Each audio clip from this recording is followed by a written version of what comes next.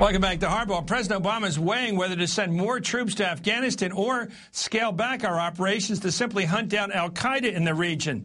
And according to the new NBC News Wall Street Journal poll, a troop buildup would be a tough sell to the American public, and especially to his fellow Democrats. 51% of Americans oppose sending additional troops to Afghanistan. That's a slight majority. Broken down by party, catch this. 2/3, 67% of the Democrats oppose a troop increase. And while Republicans, 3 out of 5, 60% support. So there's a real difference in the party. So what are the political perils of sending more troops to Afghanistan versus cutting back? Pat Buchanan is an MSNBC political analyst, and Dee Dee Myers, a former White House press secretary to President Bill Clinton. I want to start with Pat. I know you're of two minds about this, but speaking as a man of the Republican Party, the Republican Party says it's for a troop buildup. Is that a deep-seated belief or what? Or is that just hawkish impulse? Do they really think there's a win to be had in Afghanistan, given the Karzai corruption over there, the dishonest election, the rest of it? Republicans have to have their doubts, Chris. I'm getting a little feedback in the ear.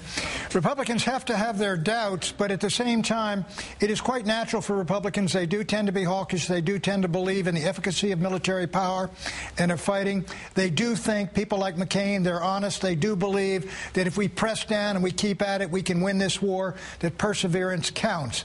But they have to have their doubts also, Chris. I just wonder, let me go to Dee Dee on the Democrat side so we get this balanced here. It seems to me the Democrats are instinctively anti-engagement in that part of the world. They don't like deeper military involvement. These are somewhat instinctive reactions. Obama seems to be off base with his party on this. Well, the lessons of history are not that encouraging, whether you're looking at the history of Afghanistan, where many powers have, gone into their peril, or lessons like those drawn from Vietnam, where you get into a war that is in many ways unwinnable and it becomes a quagmire. And, people have said Obama worries rightly that this could become his quagmire. So there are lessons of history and some of instinct that make Democrats very wary of this. And we've seen how things have gone in recent months. And as you pointed out, the elections in Afghanistan, not having a stable partner to fight the insurgency makes this very difficult. Chris, I think the problem Obama got is this. If he draws down troops, as Biden seems to be suggesting, I think you lose Afghanistan to the Taliban and he loses the country. If he maintains the present level of troops, he's got McChrystal, the commander, saying, in effect, we are losing the war, or that we're headed for mission failure unless we get more resources, i.e. 45,000 more troops or somewhere up toward that number. Sure. I think the political imperatives and the imperatives on the ground and his own lack of knowledge and the fact that he's being boxed in by a Secretary of State and by the Republicans and by the generals and by McCain, I think that probably argues for a temporizing decision to send more troops, but not the 45,000. Well, that doesn't sound like a thoughtful thing. Dee Dee, it seems to me that he walked back into this. He said, I don't want to fight for Iraq. That was a mistake. But I will fight for Afghanistan. It reminds me, I've said this before, of Jack Kennedy saying, I'm not going to fight for Laos, even though Eisenhower said to do it. I'll fight for South Vietnam. And Kennedy didn't really believe in the South Vietnamese struggle that much. He was very indecisive. So is this a problem when a president's not even following his own hunch? He's simply making a political move, and then he finds himself in a real situation which is hellish, and he's got to make a real decision, not a PR or a political decision. Isn't there something more important here than politics? Should we be losing lives in Afghanistan right now? What do you think, Dee Dee? I think that's the question on the table. Look, in March, barely 6 weeks into his presidency, Obama decided to send additional troops with new strategy into Afghanistan. He had talked about throughout the campaign and in the early weeks of his presidency that Afghanistan was kind of the good war. We took our eye off the ball in Iraq. We should have sent more troops to fight al-Qaeda in Afghanistan to nip that in the bud. We didn't do it. Now, things have deteriorated a great deal in the last 6 months. You've had not only escalating casualties this month, we had, the debacle of the elections in Afghanistan.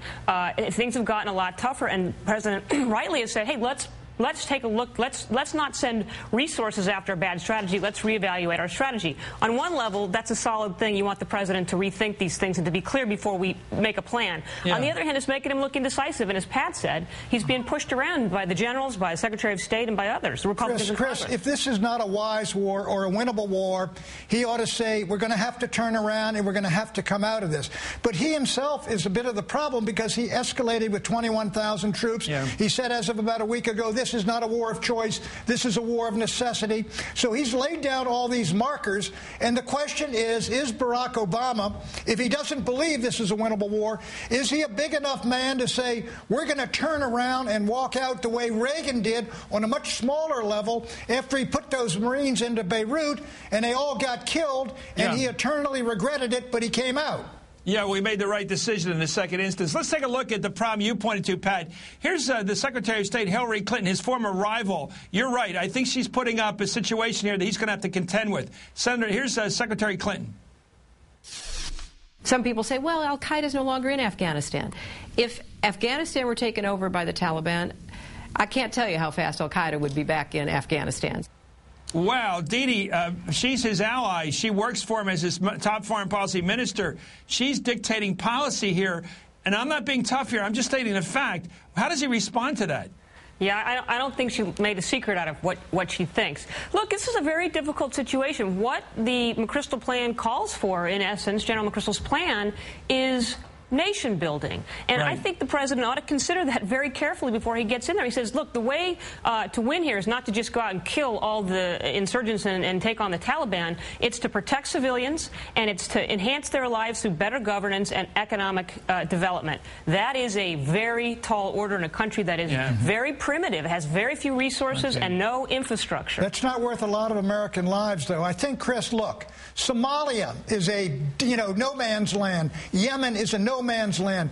The al-Qaeda could move into there. They could move back into Afghanistan. But I think people got to remember, it wasn't the guys in Afghanistan. They plotted this thing in Delray Beach in Arizona and Virginia, getting driver's licenses in Germany and a lot of democratic countries. May have been trained there. We can't run around everywhere al-Qaeda is and take over the country, rebuild it, turn it into Vermont, and hope that somehow they're going to take care of keeping al-Qaeda out. We can't do that. Didi, apart from the politics is the question of time. I have always had a mixed view about Richard Nixon, but one thing I didn't like about Pat and that administration between 68 and 72 is we weren't going to win that war, but we stuck it out because nobody wants to lose a war. Didi, if this president stays in Afghanistan simply because he doesn't want to have an L next to his name, that's bad. That's my view. He has to believe in the mission. Just a minute. He has to believe in the mission can succeed or we shouldn't be there. How can we be the allies of Karzai after he steals an election? How can we justify the loss of another soldier in the defense of a government that's corrupt? My question. It's got nothing to do with politics. It has to do with morality as our leader.